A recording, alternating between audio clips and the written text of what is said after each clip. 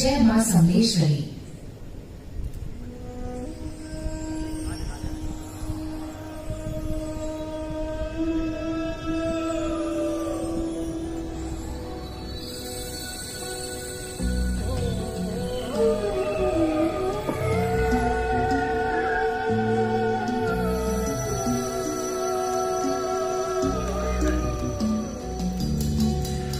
गिरिनन्दिनि नन्दितमेदिनि विश्वविनोदिनि नन्दिनुते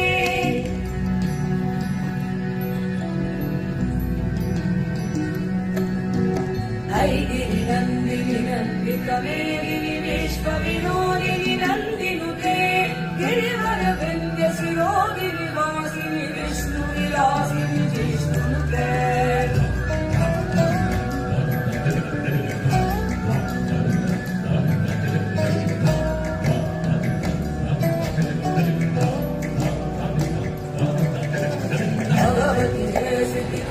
कुटुम्बिनि भूरि कुटुम्बिनि भूरि कृते सासुरवर्धिनि रम्यकपर्दिनि शैलसुते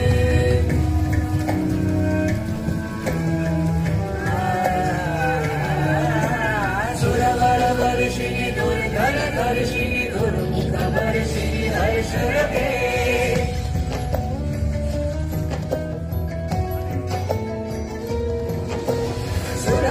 वर्षिणि दुर्धरधर्षिणि दुर्मुखवर्षिणि हर्षरते शिववरपोषिणि शङ्करतोषिणि गिरिशमोषिणि घोषरते तनुजनिरोषिणि दितिसुतरोषिणि दुर्मतिशोषिणि सिन्धुसुते जय जय हे महिषासुरमर्दिनि रम्यकपर्दिनि शैलसुते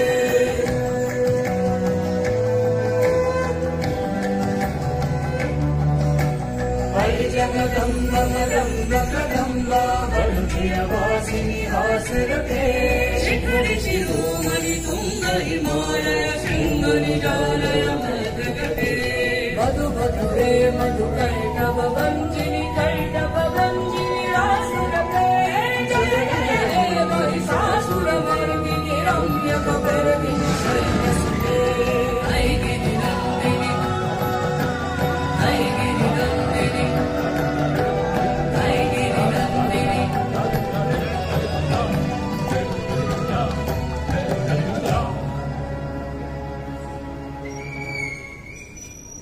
आओ आओ सुनो माँ समलेई की कहानी।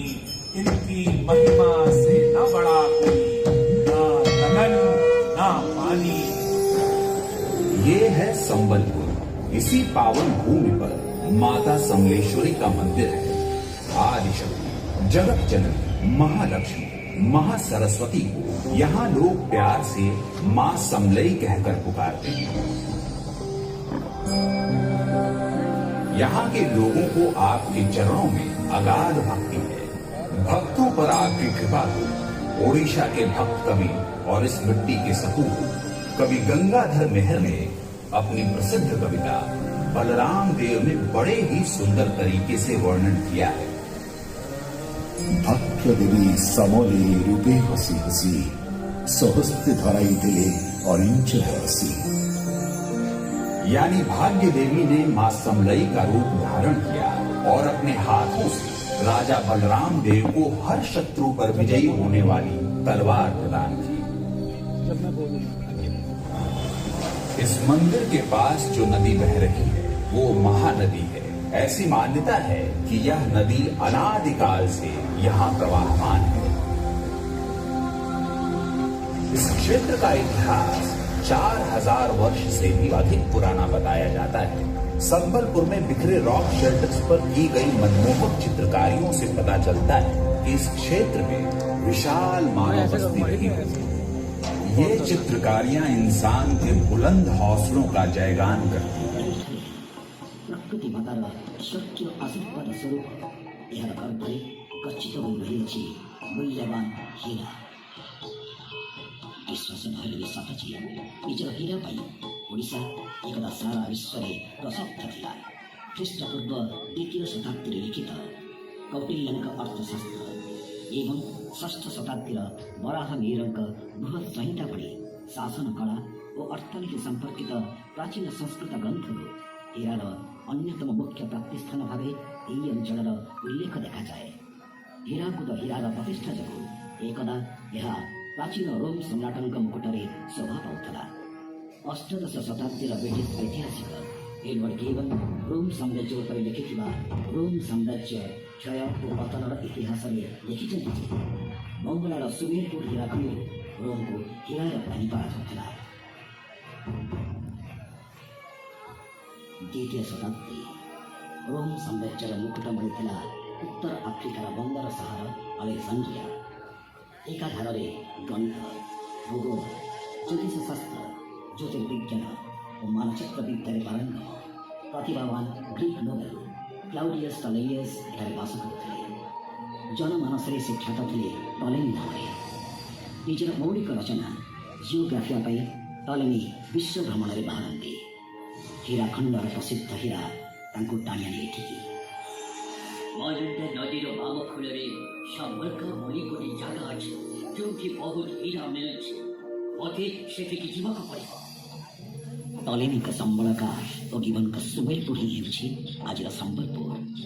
ଏହି ହୀରା କୌଣସି ଭୂତଳ ଖଣିରେ ନୁହେଁ, ବରଂ ମହାନଦୀ ଗର୍ଭରେ ଜମା ହେଉଥିବା ପଥର ଖଣ୍ଡରୁ ହିଁ ମିଳୁଥିଲା। ବୋଧହୁଏ ଏଇଥିପାଇଁ ସ୍ଥାନୀୟ ଲୋକେ ଏହାକୁ କହୁଥିଲେ ପ୍ରାଚୁର୍ଯ୍ୟର ନଦୀ। ଏସବୁ ହୀରା ଚଟାଣ ଉପରେ ଜମା ହୋଇ ଏକ ଦ୍ୱୀପ ବା ଉଦର ଆକାର ନେଇଥିଲା। ସେଇଥିରେ ଆସିଛି ହୀରାକୁଦର ନାମ। ଏଭଳି ଆଶୀର୍ବାଦ ଏହିପରି ଭାବରେ ଏ ସ୍ଥାନକୁ ଧନ୍ୟ କରିଥିଲା ମା। 1757 ମସିହା ଫରାସୀ ଯୁଦ୍ଧ ପରେ ପରେ ରବର୍ଟ କ୍ଲାଇଭ୍ ଓ ଅନ୍ୟାନ୍ୟ ଇଷ୍ଟ ଇଣ୍ଡିଆ କମ୍ପାନୀ ଅଧିକାରୀମାନେ ବଙ୍ଗଳାର ଶାସନ ନେଇ ହାତମୁଠି କଲେ।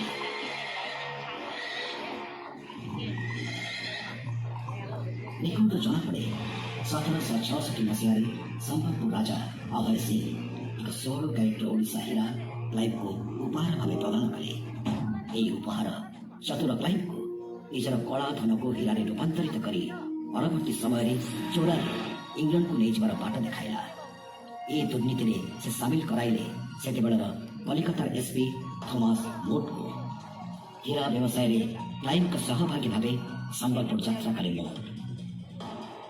ମିଷ୍ଟର ମୋଟ୍, ପ୍ଲିଜ୍ ଆପଣ ସୁମେରପୁରକୁ ଘୋଷିତ କରନ୍ତୁ ଆଉ ସେଠି ହୀରାର ସ୍ୱରୂପର ସନ୍ଧାନ ନିଅନ୍ତୁ।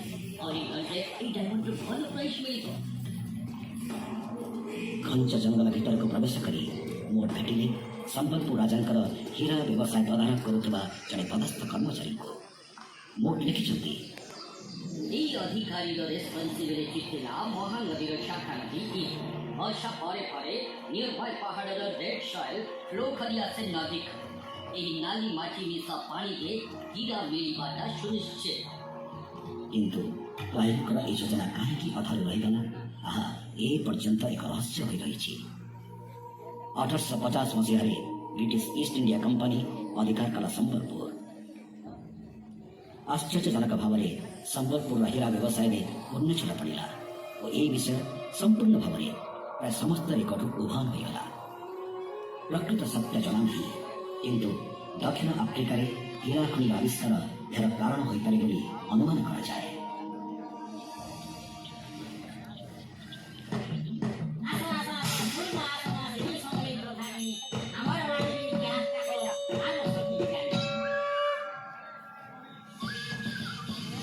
ଆବାହମାନ କାଳରୁ ଗନ୍ଧ ଓ ବିରଜାୟ ଭଳି ଆଦିମ ଅଧିବାସୀମାନେ ଏହି ସ୍ଥାନର ବାସିନ୍ଦା।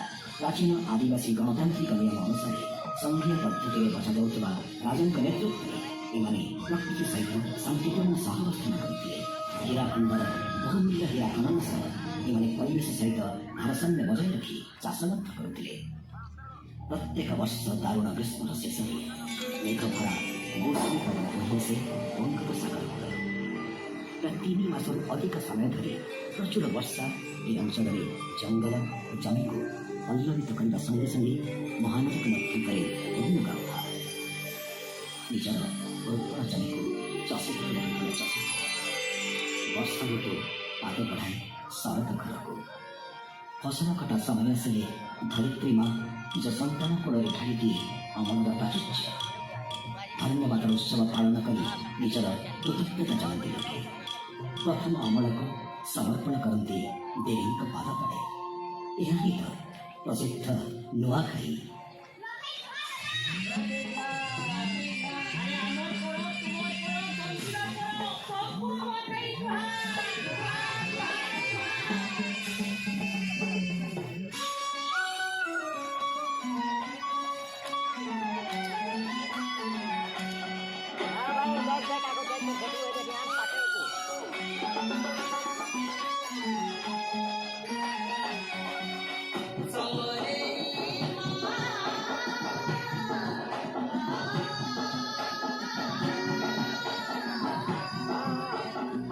दुआरे मुसाफरी नचदिनी को डाल खाई दुआरे मुसाफरी नचदिनी को डाल खाई दुआरे मुसाफरी नचदिनी को डाल खाई जय माँ जय श्याम देई जय जय माँ जय श्याम देई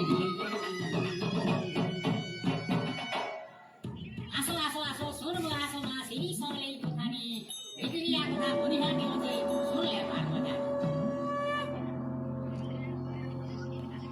संग्रिला मନରେ ଆଙ୍କିଦିଏ ଏକ ରହସ୍ୟମୟ ଭୂମି ଏବଂ ଅପ୍ରକାଶିତ ଐଶ୍ୱର୍ଯ୍ୟର ଛବି।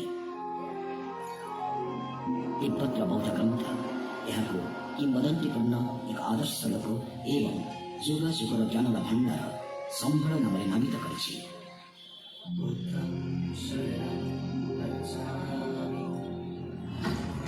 ବଜ୍ରଯାନ ସମ୍ବନ୍ଧିତ ଅନେକ ବୌଦ୍ଧ ଗ୍ରନ୍ଥଗୁଡ଼ିକ ମଧ୍ୟରେ ଏହା ଓଡ଼ିଆନ୍ ଦେଶ ଅନ୍ତର୍ଗତ ସମ୍ବଳର ରାଜା ଇନ୍ଦ୍ରପ୍ରତୀଙ୍କ ଦ୍ୱାରା ପ୍ରତିଷ୍ଠିତ। ବଜ୍ରଯାନ କିମ୍ବଦନ୍ତୀ ଅନୁସାରେ ପ୍ରଭୁ ବୁଦ୍ଧ ନିଜେ ଇନ୍ଦ୍ରପ୍ରତୀଙ୍କ ସ୍ୱପ୍ନରେ ଆସି ତାଙ୍କୁ ତନ୍ତ୍ରବିଦ୍ୟା ଶିଖାଇଥିଲେ। ସେଇଥିପାଇଁ ତାଙ୍କୁ ତିବ୍ବତୀୟ ବୌଦ୍ଧ ପରମ୍ପରାର ଅନ୍ୟତମ ମୁଖ୍ୟ ମହାସିଦ୍ଧ ରୂପେ ଗଣାଯାଏ। କିମ୍ବଦନ୍ତୀରେ ବିଶ୍ୱାସ କରନ୍ତୁ ଅବା ନ କରନ୍ତୁ, କିନ୍ତୁ ସତ୍ୟରେ ମଧ୍ୟ ଆପଣ ଭାବିପାରିବେ ନାହିଁ ଯେ ଏହି ସମ୍ବଳ ହିଁ ଆଜିର ସମ୍ବଲପୁର। ଐତିହାସିକ ଏବଂ ସାଂସ୍କୃତିକ ସାକ୍ଷ୍ୟ ପ୍ରମାଣରୁ ସମ୍ବଳ ଓ ସମ୍ବଲପୁର ମଧ୍ୟରେ ଥିବା ସାମଞ୍ଜସ୍ୟ ସ୍ପଷ୍ଟ ଜଣାପଡ଼େ। କେତେକ ଐତିହାସିକଙ୍କ ମତରେ ତାନ୍ତ୍ରିକ ବୌଦ୍ଧ ଧର୍ମ ବା ବଜ୍ରଯାନର ଜନ୍ମସ୍ଥଳୀ ଏହି ସମ୍ବଲପୁର। ଏହି ପୂଜନରେ ନାରୀ ଶକ୍ତି ଜାଗରଣ ହିଁ ପ୍ରମୁଖ। ମୌର୍ଯ୍ୟ ସମ୍ରାଟ ଅଶୋକଙ୍କ ପୂର୍ବରୁ ଓଡ଼ିଶାରେ ବୌଦ୍ଧ ଧର୍ମର ଉପସ୍ଥିତି ଥିଲା, କିନ୍ତୁ ଅଷ୍ଟମ ଶତାବ୍ଦୀ ତାନ୍ତ୍ରିକ ବୌଦ୍ଧ ଧର୍ମର ଉତ୍ଥାନ ସମୟ। ଗୋପନ ସାଧନାରତ ତାନ୍ତ୍ରିକମାନେ ବ୍ୟବହାର କରୁଥିବା ବଜ୍ର ନାମକ ହୀରାକାର ଯନ୍ତ୍ର ଯୋଗୁଁ ଏହାକୁ କୁହାଗଲା ବଜ୍ରଯାନ। ବୌଦ୍ଧ ଧର୍ମର ଏହି ପରମ୍ପରାରେ ନାରୀ ଶକ୍ତିର ଭିନ୍ନ ଭିନ୍ନ ସ୍ୱରୂପକୁ ଆବାହନ କରାଯାଏ।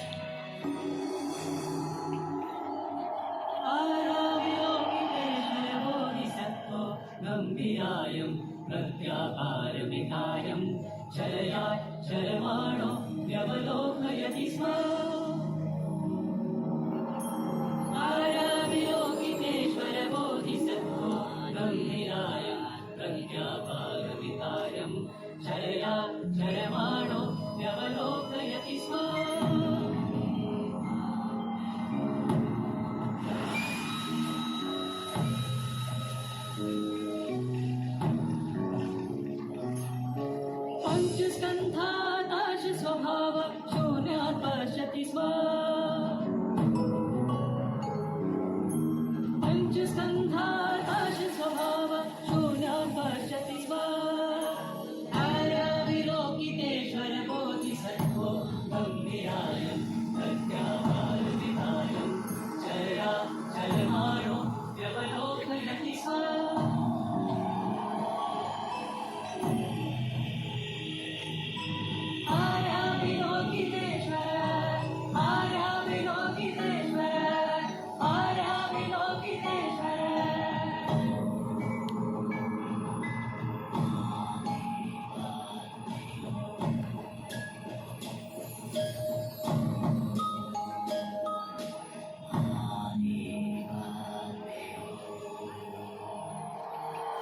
ସମସ୍ତ ତଥ୍ୟ ପ୍ରମାଣକୁ ଅଧିକ ବିଶ୍ଳେଷଣ କଲେ ହୁଏତ ବୁଝାପଡ଼ନ୍ତା ତାନ୍ତ୍ରିକ ମତାବଲମ୍ବୀ ବଜ୍ରଯାନ ବୌଦ୍ଧ ପରମ୍ପରାରେ ଥିବା ନାରୀ ଶକ୍ତି ପ୍ରମୁଖତା ସହିତ ଏହି ସମଲେଙ୍କୁ କରାଯାଉଥିବା ମାତୃପୂଜନର ଅଦ୍ଭୁତ ସାମଞ୍ଜସ୍ୟ ରହିଛି। ସମୟର ପ୍ରବାହମାନ ସ୍ରୋତରେ କେତେ ରାଜ୍ୟ ଆବିର୍ଭାବ ହୋଇ ପୁଣି ଅନ୍ତର୍ହିତ ହୋଇଗଲେ। ପରବର୍ତ୍ତୀ 1000 ବର୍ଷରେ ପାଣ୍ଡୁବଂଶୀ ରାଜାଙ୍କଠାରୁ ଚାଳୁକ୍ୟ ରାଜାଙ୍କ ପର୍ଯ୍ୟନ୍ତ ଏବଂ ପରେ ପରେ ସୋମବଂଶୀ, କଳଚୁରୀ ଓ ଉତ୍କଳର ଗଙ୍ଗବଂଶୀ ଗଜପତି ରାଜାମାନେ ଆସିଲେ ଓ କହିଲେ ଏଠି ଯେ ଶାସନର ପରିବର୍ତ୍ତନ ଦେଖିଛି ସମ୍ବଲପୁର, କିନ୍ତୁ ପରିବର୍ତ୍ତିତ ହୋଇନାହାନ୍ତି ଏହାର ଇଷ୍ଟଦେବୀ ସମଲେଶ୍ୱରୀ। ଏହି ଅଞ୍ଚଳ ଉପରେ ତାଙ୍କର ଆଶୀର୍ବାଦ ଆଜି ବି ସେମିତି ଅପରିବର୍ତ୍ତନୀୟ।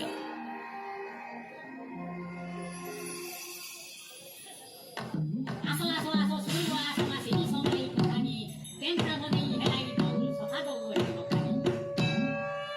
ଇତିହାସ କୁହେ 1400 ଶତାବ୍ଦୀର ମଧ୍ୟଭାଗରେ ଚୌହାନ ଶାସକ ରମାଇଦେବ ଏହି ଅଞ୍ଚଳରେ ସାମ୍ରାଜ୍ୟ ସ୍ଥାପନ କଲେ। ଆଜି ଆମେ ଯେଉଁ ସମଲେଶ୍ୱରୀ ମନ୍ଦିର ଦେଖୁଛୁ ଏହା ତାଙ୍କରି ଦାୟାଦ ରାଜା ବଳରାମ ଦେବ ତିଆରି କରିଛନ୍ତି, ଯାହାଙ୍କ ସମ୍ପର୍କରେ ଏକ କିମ୍ବଦନ୍ତୀ ଯୋଡ଼ି ହୋଇ ରହିଛି। କିମ୍ବଦନ୍ତୀ ଅନୁସାରେ ରାଜା ବଳରାମ ଦେବ ନିଜର ତତ୍କାଳୀନ ରାଜଧାନୀ ହୁମା ଦେଶକୁ ଏକ ଶିକାରୀ କୁକୁର ସହିତ ଶିକାର କରିବାକୁ ବାହାରିଥିଲେ। ସେଠାରେ ଏକ ଠେକୁଆ ତାଙ୍କ ଶିକାରୀ କୁକୁରକୁ ଘଉଡ଼େଇ ଦେବା ଦୃଶ୍ୟ ସେ ଦେଖିଲେ। ରାଜା ଆଶ୍ଚର୍ଯ୍ୟ ହୋଇଗଲେ। ଥକି ପଡ଼ିଥିବା ରାଜା ସେହି ସ୍ଥାନରେ ରାତି କଟାଇବାର ନିଷ୍ପତ୍ତି ନେଲେ। କୁହାଯାଏ ସ୍ୱପ୍ନରେ ଆବିର୍ଭୂତ ହେଲେ ମା ସମଲେ ଓ କହିଲେ ସେ ଏବେ ମହାନଦୀ ଭିତରେ ଥିବା ଏକ ଛୋଟ ମୁଣ୍ଡିଆ ପାହାଡ଼ ଗୁମଦରହାରେ ଅବସ୍ଥାନ କରୁଛନ୍ତି। ନାମ ଅନୁଯାୟୀ ଏହି ସ୍ଥାନଟି ମହାନଦୀର ଗଭୀର ଗଣ୍ଡ ମଧ୍ୟରେ ପ୍ରାୟ ସମୟ ବୁଡ଼ି ରହୁଥିଲା। ଯାହା ବି ହେଉ ମହାନଦୀ କୂଳରେ ଥିବା ଏକ ଶିମିଳି ତୁଳା ଗଛ ତଳେ ମନ୍ଦିର ଗଢ଼ିବାର ଆଦେଶ ଦେଲେ ଦେବୀ ମା। सुन्दर दौडटे मन लागि बनाऊ राजा, तोर लागि मैं फेर्दा हेन प्रकट हेले। ସକାଳେ ନିଦରୁ ଉଠିଲା ମାତ୍ରେ ରାଜା ଫେରିଲେ ନିଜ ରାଜଧାନୀକୁ ଓ ସେଠି ମନ୍ଦିର ତିଆରି କରିବା ସଂକଳ୍ପ ବିଷୟରେ ରାଜମାତାଙ୍କୁ ଜଣାଇଲେ। सुनो सुनो सुनो आ सबैले राम नाम देख्थे सबैले कहिरहन्थे सम्बोध उठाने महानदी झुल्ली खालेथिला जले बसन्तले नौल गराबु आ सेनो समलेश्वरी यानी पूजा भागे हो। सुनो सुनो सुनो सुनो सुनो सुनो ରାଜା ବଳରାମ ଦେବଙ୍କ ପରିକଳ୍ପନାରେ ଦେବୀ ଏଠି ପୂଜା ପାଇଲେ ଆଦି ମାତୃଶକ୍ତିଙ୍କ ଚାରିଟି ରୂପରେ ଜଗଜ୍ଜନନୀ, ଆଦିଶକ୍ତି, ମହାଲକ୍ଷ୍ମୀ ଓ ସରସ୍ୱତୀ ଭାବରେ। କେତେକଙ୍କ ମତରେ ପ୍ରାଚୀନ ଭାରତୀୟ ନିର୍ମାଣ ଶାସ୍ତ୍ର ବାସ୍ତୁଶାସ୍ତ୍ରରେ ଥିବା ପ୍ରୋଟୋନାଗର ଶୈଳୀରେ ଏହି ମନ୍ଦିର ତିଆରି ହୋଇଛି। ଯଦିଓ ଏହି ବିଶାଳ ମନ୍ଦିର ସହିତ ଖଜୁରାହ ମନ୍ଦିର ନିର୍ମାଣ ଶୈଳୀର ଅଦ୍ଭୁତ ସାମଞ୍ଜସ୍ୟ ଅଛି, ତଥାପି ଏଥିରେ କିଛି ଭିନ୍ନତା ପରିଲକ୍ଷିତ ହୁଏ। ମନ୍ଦିରର ଶିଖରରେ ଥିବା ଲମ୍ବା ଓ ପତଳା ଖମ୍ବ ସେହି ଶୈଳୀରେ ପାହାଡ଼କୁ ବାହାରି ଆସିଛି ସତ, କିନ୍ତୁ ଖଜୁରାହର ସୂକ୍ଷ୍ମ କାରୁକାର୍ଯ୍ୟର ଅଭାବ ଏଠି ପରିଲକ୍ଷିତ ହୁଏ। ମୁଖ୍ୟ ମନ୍ଦିରର ଚାରି କୋଣରେ ଅଛି ଚାରିଟି ଗମ୍ବୁଜ ରୂପୀ ଛାତ, ଯାହା ଭକ୍ତମାନଙ୍କର ପରିକ୍ରମା ବାଟକୁ ନିର୍ଦ୍ଧାରିତ କରେ। ପରିକ୍ରମା ଉପରେ ଏପରି ଛାତ ଅନ୍ୟ କୌଣସି ମନ୍ଦିରରେ ଦେଖାଯାଏ ନାହିଁ, ଏଣୁ ଏହା ମିଶ୍ରିତ ସ୍ଥାପତ୍ୟ କଳାର ଏକ ପ୍ରକୃଷ୍ଟ ଉଦାହରଣ। ମନ୍ଦିର ଗର୍ଭଗୃହରେ ଥିବା ମୂର୍ତ୍ତିରେ କୌଣସି ସୂକ୍ଷ୍ମ କାରୁକାର୍ଯ୍ୟ ହୋଇନାହିଁ, ବରଂ ଅଛି ଏକ ବୃହତ୍ ପଥର ଖଣ୍ଡ, ଯାହାର ମଝି ଅଂଶଟି ମାଟି ସଦୃଶ। ଦୁଇଟି ସ୍ୱର୍ଣ୍ଣ ପତ୍ର ପାଲଟିଛି ସିନ୍ଦୁରମୁଖୀ ଦେବୀଙ୍କ ଚକ୍ଷୁ। ଗୁମ୍ ଦରହାରେ ପୂଜିତା ଦେବୀଙ୍କ ସାଙ୍ଗରେ ଏହାର ସାମଞ୍ଜସ୍ୟ ମା ସମଲେଙ୍କ ଅଣଆର୍ଯ୍ୟ ଇତିହାସକୁ ପୁଷ୍ଟ କରୁଛି। ସମ୍ବଲପୁରରେ ଚୌହାନ ଶାସନ ପ୍ରବର୍ତ୍ତନ ପରେ ପରେ ଏହି ଅଞ୍ଚଳରେ ଗଢ଼ି ଉଠିଥିବା 18ଟି ରାଜ୍ୟର ରାଜା ନିଜ ରାଜଧାନୀରେ ସମଲେଶ୍ୱରୀ ମନ୍ଦିର ଢାଞ୍ଚାରେ ମନ୍ଦିର ନିର୍ମାଣ କରି ଦେବୀ ସମଲେଙ୍କୁ ନିଜର ଇଷ୍ଟଦେବୀ ଭାବେ ସ୍ଥାପନ କଲେ। ଆଜି ମଧ୍ୟ ଏହି ମନ୍ଦିର ଗୁଡ଼ିକ ପଶ୍ଚିମ ଓଡ଼ିଶା ଓ ଛତିଶଗଡ଼ରେ ଥିବା ପାଟଣାଗଡ଼, ବଲାଙ୍ଗୀର, ଗାଇପୁର, ବାମଣ୍ଡା, ରାୟଗଡ଼, ସାରଙ୍ଗଗଡ଼ ଓ ସରଗୁଜା ପ୍ରଭୃତି ଅଞ୍ଚଳରେ ଦେଖିବାକୁ ମିଳେ। ସେହି ସମୟରୁ ଆଜି ପର୍ଯ୍ୟନ୍ତ ସମ୍ବଲପୁରର ସାଂସ୍କୃତିକ ଆଧାର ରୂପେ ମା ସମଲେଶ୍ୱରୀ ରହିଆସିଛନ୍ତି। ପ୍ରତ୍ୟେକ ବର୍ଷ ପୁଅ ଓ ଭାଇ ଜିଉଁଥିବା ସମୟରେ ମନ୍ଦିର ଆଖପାଖ ରଙ୍ଗେଇ ହୋଇଯାଏ ଉତ୍ସବର ଭବ୍ୟ ରଙ୍ଗରେ। ଆମ୍ବପତ୍ର ଓ ପଇଡ଼ରେ ସୁସଜ୍ଜିତ ମାଟି ମାଠିଆ ଧରି ପହଞ୍ଚେ ମହିଳାଙ୍କ ଶୋଭାଯାତ୍ରା। କାନ୍ଧ ବା ଇକତ କାମ ହୋଇଥିବା ହାତ ତିଆରି ସମ୍ବଲପୁରୀ ଉଜ୍ଜଳ ରଙ୍ଗୀନ ଶାଢ଼ୀ ପିନ୍ଧି ସେମାନେ ଦିଶୁଥାନ୍ତି ଅପୂର୍ବ। ଜଟିଳ କାରୁକାର୍ଯ୍ୟ ସାଙ୍ଗକୁ ପ୍ରତ୍ୟେକ ବସ୍ତୁର ଅବିକଳ ଅଙ୍କନ ସମ୍ବଲପୁରୀ ଶାଢ଼ୀକୁ ଦେଇଛି ସ୍ୱତନ୍ତ୍ର ମାନ୍ୟତା। ଚାଦର ଓ ଶାଢ଼ୀ ଉପରେ ଛନ୍ଦାୟିତ ଯାଦୁକରୀ ଛୁଆଁର ତାଳ ଆସ୍ତେ ଆସ୍ତେ ମିଶିଯାଏ ଉଦ୍ଦାମ ସମ୍ବଲପୁରୀ ବାଦ୍ୟ ଢୋଲ, ନିଶାନ ଓ ତାସାର ଧ୍ୱନି ସାଙ୍ଗରେ। 1500 ଶତାବ୍ଦୀ ବେଳକୁ ଓଡ଼ିଆ କବି ସାରଳା ଦାସ ନିଜର ଆରାଧ୍ୟ ଦେବୀଙ୍କୁ ଅନ୍ୟ ଦେବୀମାନଙ୍କ ମଧ୍ୟରେ ଦେଖିବା ଆରମ୍ଭ କରିଦେଇଥିଲେ। ଓଡ଼ିଶାର ଘରେ ଘରେ ପ୍ରସିଦ୍ଧ ସାରଳା ମହାଭାରତର ଦ୍ରୋଣ ପର୍ବରେ ମା ସମଲେଇଙ୍କ ବନ୍ଦନା କରି ସେ ଲେଖିଛନ୍ତି, ସମ୍ବଲପୁରୀ ସମଲାଇ ତୁ ବୋଲାଉ, ସେଥିରେ ରହିଣ ମତ ନାନା ପୂଜା ପାଉ, ଏହି ରୂପେ ପୂଜା ପାଉ ରହି କେତେ ସ୍ଥାନେ, ତ୍ରିଶକ୍ତି ମୋହର ମାତ ଲଗୁଣ ବର୍ଣ୍ଣରେ। 12 ମାସରେ 13 ପର୍ବ, ମା ସମଲେଇଙ୍କର କିନ୍ତୁ ଅନେକ ବେଶ। ଏଠିବେଳେ ନବଦେବୀ ତ କେଉଁ ମାସରେ ବିଜୁଳି କନ୍ୟା ଅମ୍ବିକା। ଏବେ ପୂର୍ଣ୍ଣମୀ ରାତିରେ ସେ ରାଜକୀୟ ରାଜ ରାଜେଶ୍ୱରୀ ରୂପରେ ତ ଅମାବାସ୍ୟା ରାତିରେ ସେ ପୂଜା ପାଆନ୍ତି ମହାକାଳୀ ରୂପରେ। ଦଶହରା ସମୟରେ ମାଙ୍କୁ ପୂଜା କରାଯାଏ ଯୁଦ୍ଧରେ ସରା ବିଜୟିନୀ ରଣଜିତା ରୂପରେ। ନିର୍ଦ୍ଦିଷ୍ଟ କିଛି ଦିନ ପାର୍ଶ୍ୱ ଦେବତା ହନୁମାନଙ୍କୁ ପୂଜା କରାଯାଏ। ପୁଣି କେବେ ମନ୍ଦିର ଶିଖର ଶୋଭା ପାଏ ନୂଆ ପତାକାରେ। ଏବେ ପୁଣି ଦେବୀଙ୍କ ଶଯ୍ୟାର ପ୍ରଦର୍ଶନ ସ୍ୱରୂପ ହୁଏ ଖଣ୍ଡା ପୂଜା।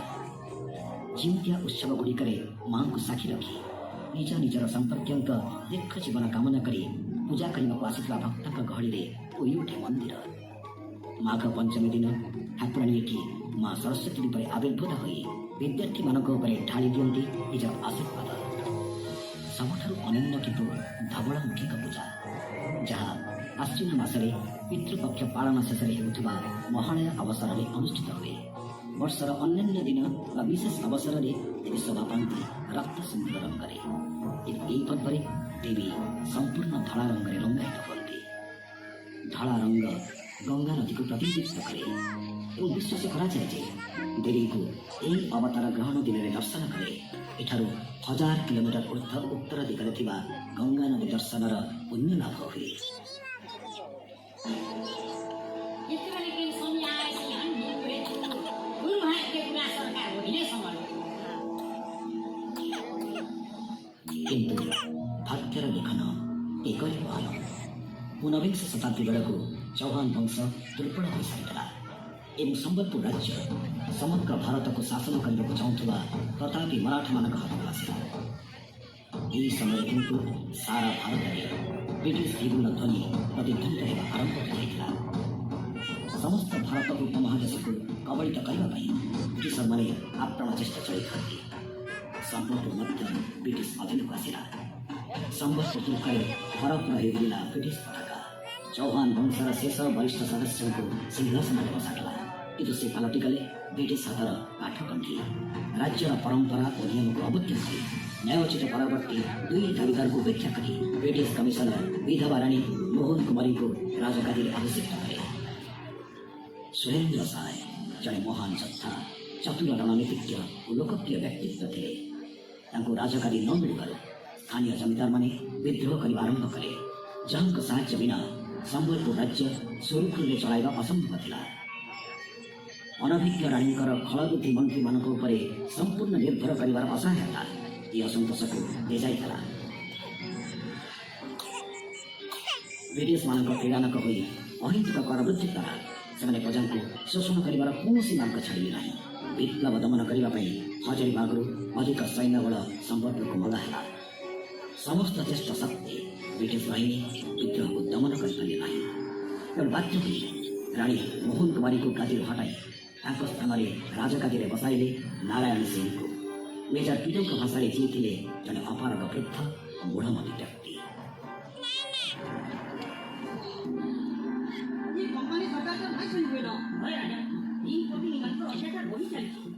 ଆମେ କିଛି ଗୋଟେ ନୂଆ ଚାଲ ଆମେ ଏଥର ସଂଘର୍ଷ ଲଗାଇ ଶୁଣାଉଛି। ମା ସମଲେଇ ଆଶୀର୍ବାଦ ଥିଲେ ଆମେ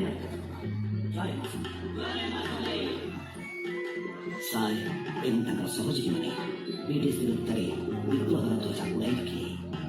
ଦେବ୍ରିଗଡ଼ ପାହାଡ଼ ଓ ସାରଣ୍ଡା ମାର୍ଗରେ ତାଙ୍କ ଗରିଲା ଯୁଦ୍ଧ କୌଶଳ ବ୍ରିଟିଶରକୁ ଆଶ୍ଚର୍ଯ୍ୟ କରିଦେଇଥିଲା। ଏହି ସାହସୀ ପଣିଆ ତାଙ୍କୁ ପରିଚିତ କରାଇଥିଲା ବୀର ସୁରେନ୍ଦ୍ର ସାଏ ନାମରେ। କିନ୍ତୁ ପୁଣି ଭାଗ୍ୟ ଦାଉଥିଲା। ଏକ ମୁହାଁମୁହିଁ ସଂଘର୍ଷରେ ସୁରେନ୍ଦ୍ର ସାଏ ନିଜର କିଛି ଅନୁଗାମୀଙ୍କ ସହ ବନ୍ଦୀ ହେଲେ। ଇତିମଧ୍ୟରେ ରାଜା ନାରାୟଣ ସିଂ अपत्यका भावरे मृत्युवरण गरेको डक्ट्रिन अफ लास्ट साइन र दुरुपयोग गरी ब्रिटिश सम्बलपुरको निज दखलको लिएगले यहाँ अञ्चल र असन्तोषको आफूले खिचिटला पुरा बिन्ती दिने माथि हिस सुरेन्द्र साय मुर्तललाई कोही चाहिँ लडाई हिमन सुनाएर गए